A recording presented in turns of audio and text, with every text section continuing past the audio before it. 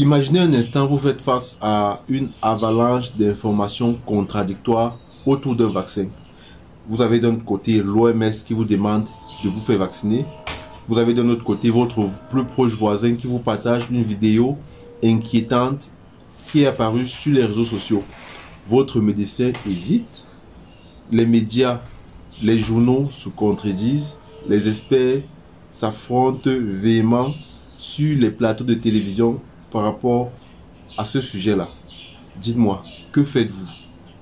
Pendant plusieurs années, on s'est focalisé à combattre l'infodémie, c'est-à-dire cette avalanche d'informations qui peuvent être vraies ou fausses et qui nous submergent littéralement. On a investi des millions de dollars pour créer des armées de fact-checkers pour inonder Internet de faits scientifiques. Mais si jamais nous nous étions trompés, est-ce que la bonne solution, c'était véritablement de se concentrer sur la lutte de l'infodémie? Et si la meilleure solution, c'était plutôt de faire face à un problème qui est beaucoup plus grave, à savoir l'effondrement de la confiance? Les amis, aujourd'hui, on parle d'un sujet très intéressant en santé publique, l'infodémie et la confiance. Est-ce qu'il faut se concentrer sur la lutte contre l'infodémie ou plutôt il faut faire face à un problème beaucoup plus important, beaucoup plus capital, c'est-à-dire la confiance? Les amis, aujourd'hui on parle de confiance et santé publique. Bonjour les amis, bienvenue sur Parlons de santé publique, bienvenue sur notre chaîne YouTube. Si vous êtes nouveau sur notre chaîne, enchanté. Ici on parle d'actualité sanitaire, on parle des politiques de santé, on parle de la recherche en santé, on parle des concepts de santé publique. Donc si ce sont des thématiques qui t'intéressent, je t'encourage à t'abonner et à activer la cloche de notification pour ne rien manquer à chaque fois qu'on publie une nouvelle vidéo. En fait, ici, nous publions des vidéos chaque jour sur des thématiques variées. Ça peut être des concepts de santé, ça peut être des politiques de santé publique dans le monde ou au Cameroun. Ça peut être des aspects liés à la recherche en santé. Bref, ici, tu es véritablement servi en ce qui concerne donc la santé publique. Donc, si tu es également chercheur ou étudiant, nous avons créé une plateforme qui met en relation les chercheurs et les étudiants. Donc, si tu souhaites que nous t'accompagnions pour la réalisation de ton projet de recherche, ok, pour la réalisation de ton protocole de recherche, pour la réalisation, pour l'analyse donc de tes données, qu'elles soient qualitatives ou quantitatives, et si tu souhaites également que nous puissions t'accompagner dans la relecture de ton document et même pour toute autre, voilà, toute autre aide que tu aurais, nous pouvons mettre à ta disposition un de nos spécialistes qui va t'accompagner donc pour ce travail-là. Ce que tu fais, c'est que tu nous écris à travers notre adresse email qui se retrouve dans la description de cette vidéo, ou alors tu remplis le questionnaire, le form qui est dans la description de cette vidéo, et nous allons te revenir en te proposant donc une solution très efficace. Alors les amis, aujourd'hui on parle de confiance, infodémie et santé publique. Et pour structurer cette vidéo, on va parler déjà en premier point de c'est quoi l'infodémie et pourquoi est-ce que c'était pas une bonne idée de considérer l'infodémie comme la priorité. Okay? En deuxième point, on va voir quelques exemples concrets voilà, quelques expériences claires dans certains pays qui montrent que voilà, c'était beaucoup plus la confiance qu'il fallait mettre en priorité en ce qui concerne les interventions de santé. Et en troisième point, les amis, on va parler du modèle socio-écologique de la confiance pour bien comprendre c'est quoi la confiance et comment est-ce que c'est véritablement important aujourd'hui pour nos systèmes de santé de mettre en place voilà, des initiatives qui renforcent la confiance des populations envers le système de santé. Et donc, en dernier point, on va voir donc quelles sont les solutions pratiques qu'il faut mettre en place. Donc, les amis, n'oubliez pas, vous partagez la vidéo, okay, vous likez, voilà, vous vous abonnez donc pour aider donc au référencement de cette vidéo. Place à la vidéo. Alors les amis, on attaque directement avec la première partie. Déjà, c'est quoi l'infodémie et comment est-ce que, pourquoi est-ce que c'est pas le véritable problème qu'on devrait combattre? Donc l'infodémie, c'est un thème qui a été créé en 2003. Ok, on en a déjà parlé lors des précédentes vidéos sur notre chaîne. Ça a été créé en 2003 et c'est un thème qui est réapparu en 2020 avec le début de la pandémie à Covid-19 et qui consistait à faire croire et à nous faire savoir à juste titre que nous sommes submergés par voilà, des informations, par trop d'informations. Et donc, cela a même amené l'Organisation mondiale de la santé à travers son directeur général à déclarer que nous ne faisons pas simplement face à une épidémie, mais également à une infodémie. Donc, et là, c'était justement le piège de la solution facile, en fait, pour beaucoup. Et pour ceux qui ont écrit l'article sur lequel je me base pour faire cette vidéo, le piège de la solution facile, donc, a consisté simplement à, voilà, créer davantage de contenu en santé, débunker les fausses informations avec la formation des fact-checkers qui étaient donc supposés voilà, débunker ces fausses informations-là et donc inonder Internet de faits scientifiques, de vraies informations basées donc sur la science. Et on s'est dit donc, voilà, en faisant ça, ok, on va ramener la confiance aux gens, on va changer le comportement des gens. Et là, c'était donc le piège de ce qu'on appelle l'aiguille hypodermique.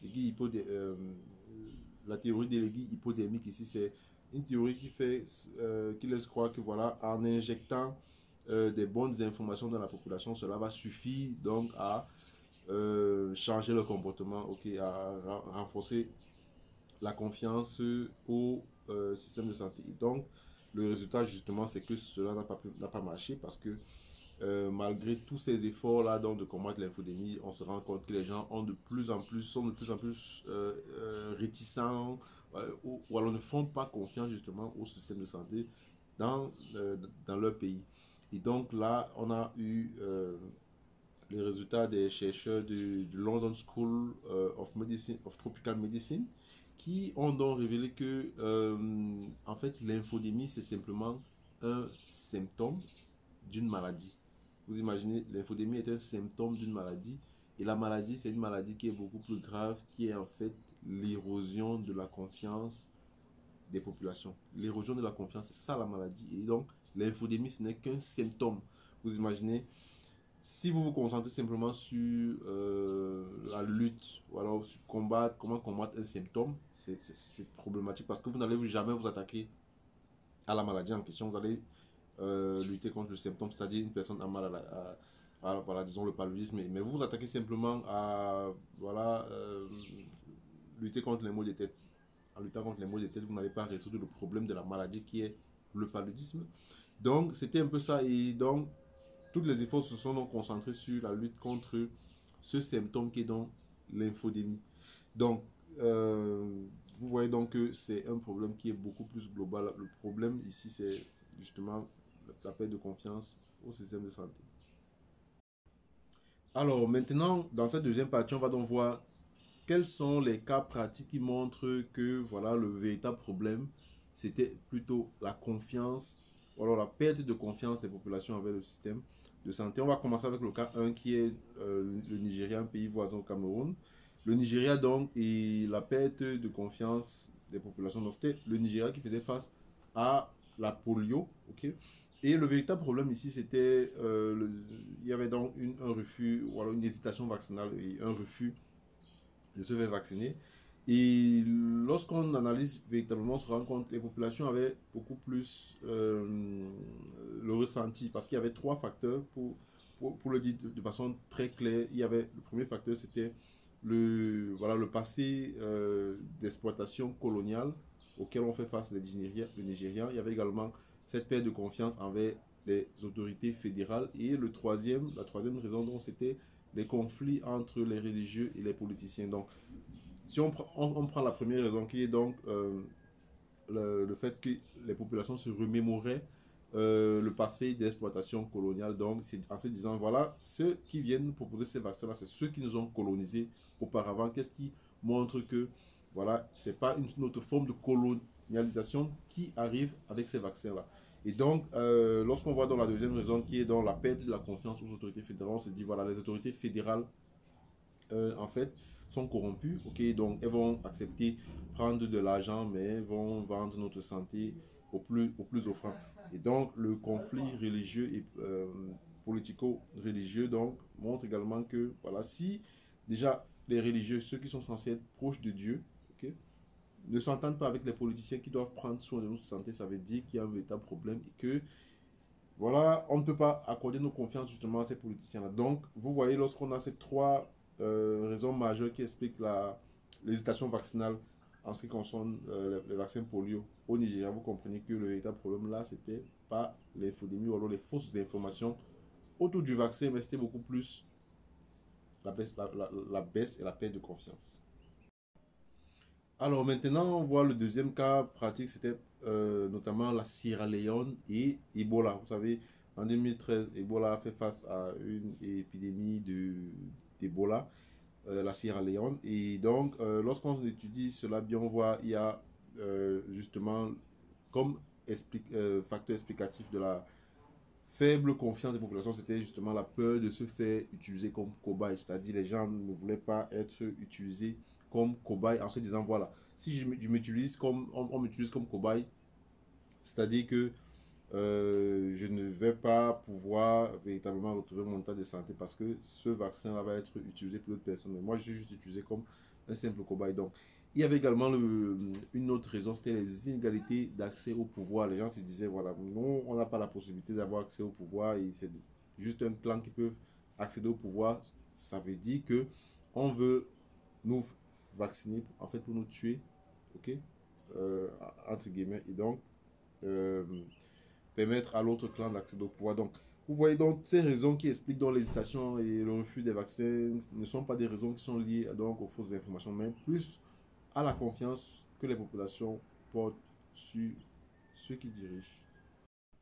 Alors le troisième cas pratique, on va voir, c'est donc le cas du Brésil et du vaccin Covid-19.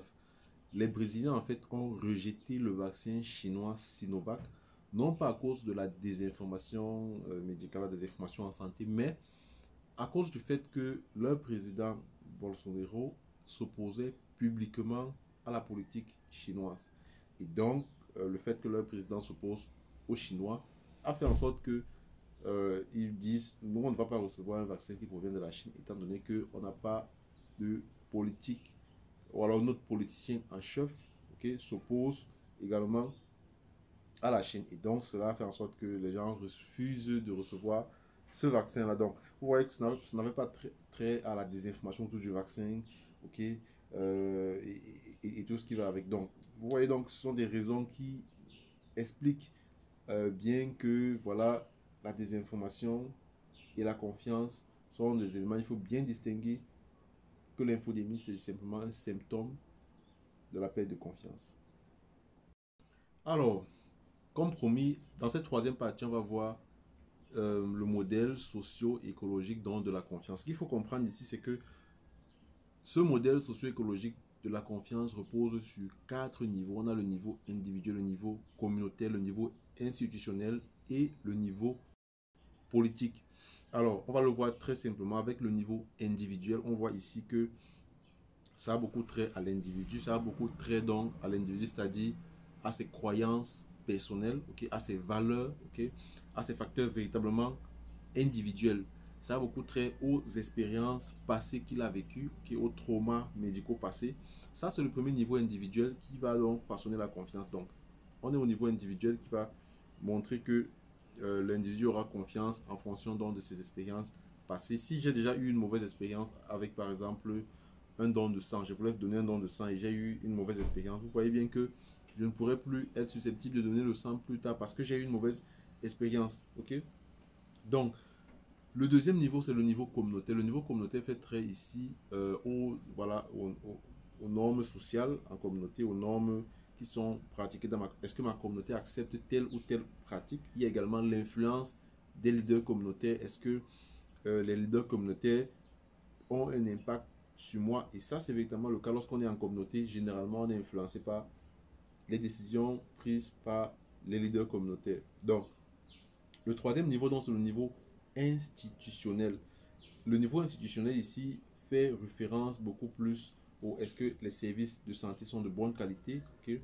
Est-ce qu'on a véritablement une transparence des actions prises par nos institutions de santé? Est-ce que c'est transparent? Est-ce qu'il n'y a pas des informations cachées? Est-ce qu'il n'y a pas toujours des questionnements qu'on se pose et tout? Est-ce que les institutions de santé partagent des informations de façon claire, sans et véritablement transparente. Est-ce qu'on a le sentiment qu'il y a cette transparence-là qui ressort des institutions de santé? Et le quatrième niveau, donc, c'est le niveau politique. Le niveau politique ici fait beaucoup plus référence au passé. Est-ce qu'il y a un passé, est-ce qu'il y a un passé historique qui fait en sorte que, voilà, sur le plan politique, on ne peut pas avoir confiance à ces gens? Parce que si, par exemple, mon pays, le Cameroun, a déjà eu à être attaqué militairement par, disons, l'Afrique du Sud, ok, et que il y a un vaccin qui doit être mis en place, et c'est le vaccin qui a été fabriqué par l'Afrique du Sud.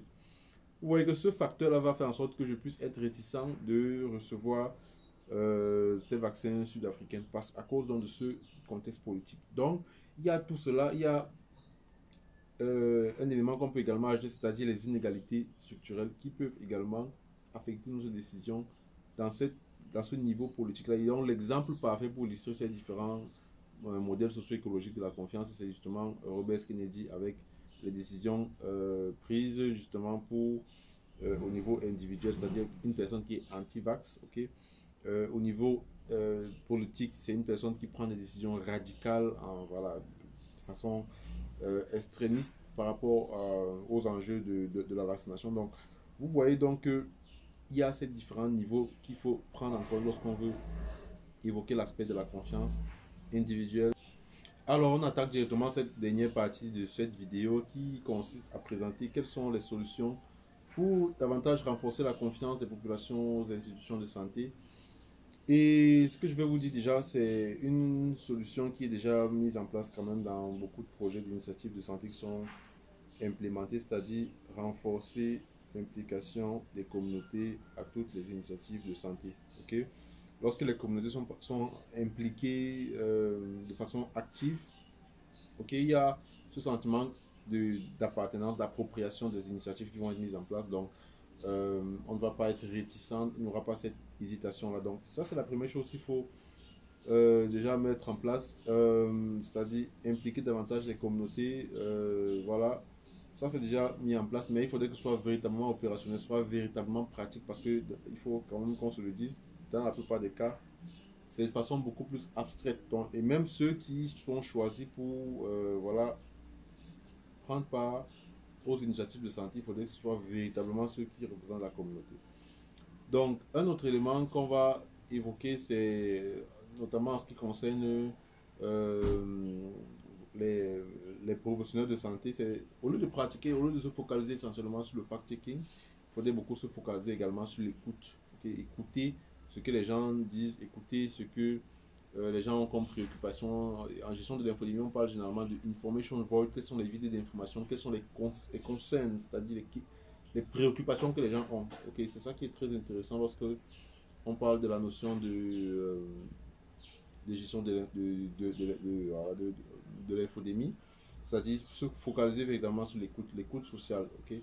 Les institutions également doivent beaucoup favoriser l'empathie, okay?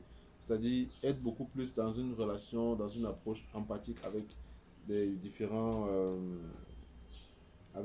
partenaires, avec les communautés, les préoccupations que les gens ont. Il faut véritablement expliquer déjà les contradictions scientifiques qu'ils peuvent avoir. Il faudrait véritablement faire beaucoup de sensibilisation, beaucoup d'éducation pour la santé et expliquer véritablement toutes les préoccupations qui remontent au niveau qui sont remontées par les populations. Et là, pour le faire, il faudrait véritablement que l'écoute sociale soit vraiment active. Et donc, dans les différents centres des opérations des urgences de santé publique, il faudrait que les cellules qui s'occupent donc de la veille informationnelle soient véritablement outillées pour le faire. C'est tout ce que je voulais partager avec vous les amis dans cette vidéo. J'espère qu'elle vous aura plu et qu'elle vous aura appris davantage sur ce qu'on appelle l'infodémie et la confiance en santé. J'espère que vous avez des choses à partager avec nous. Si c'est le cas, vous nous informez en commentaire, vous posez votre question ou alors vous partagez votre feedback pour nous dire ce que vous en pensez. Et voilà, je profite également pour vous rappeler, si vous êtes étudiant ou chercheur, okay, vous pouvez nous contacter à travers notre adresse email qui est dans la description de cette vidéo. Et également à travers notre lien form que vous pouvez remplir et nous préciser à quel niveau est-ce que vous souhaitez avoir notre accompagnement, que ce soit pour l'analyse de vos données, pour la relecture de votre travail, que vous nous écrivez, nous allons mettre à votre disposition un de nos spécialistes. On se retrouve pour une prochaine vidéo. Sentez-vous bien.